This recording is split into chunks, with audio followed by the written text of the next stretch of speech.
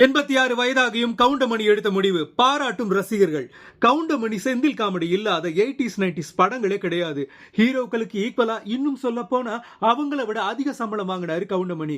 ஹீரோக்கள் படத்துக்கு படம் வாங்கினா கவுண்டமணி மட்டும் அவர் பேஸ்ல சம்பளம் வாங்கி ஒரு நாளைக்கு 8 அல்லது 9 படங்களை அட்ட டைம்ல நடிச்சு அசத்தினாரு. அவர் கலாய்க்கிறதுல இருந்து தப்பிச்ச நடிகர் ஒருத்தர் கூட இல்ல. வயது மூப்பு காரணமா நடிப்புல இருந்து விலகின கவுண்டமணி கடைசியா ஒத்த ஓட்டு முத்தையா படத்தில் நடிச்சிருந்தாரு. மனைவி சாந்தி மறைவுக்கு பிறகு மொத்தமா உடைஞ்சு போன அவர் மறுபடியும் திரைப்படத்துல நடிக்க முடிவு செய்திருக்காராம். அந்த வகையில யோகி பாபு கூட ஒரு படத்துல நடிக்க கமிட் ஆகி இருக்கிறதா சொல்லப்படுது.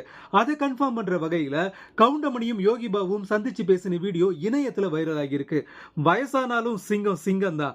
கவுண்டமணியோட கவுண்டர் அடிச்சுக்க இதுவரைக்கும் யாரும் பிறக்க போறதும் கிடையாதுன்னு உற்சாகத்துல கமெண்ட் பண்றாங்க ரசிகர்கள். கடந்த சில வருஷங்களுக்கு முன்ன சிவகார்த்திகேயன் படத்துல ஒரு முக்கிய கேரக்டர்ல அவர் நடிக்கிறத பேச்சுவார்த்தை நடந்து அது தோல்வியில முடிஞ்சிருச்சு. அந்த மிகப்பெரிய பாக்கியம் இப்ப யோகி பாபுக்கு கிடைச்சிருக்கிறது குறிப்பிடத்தக்கது.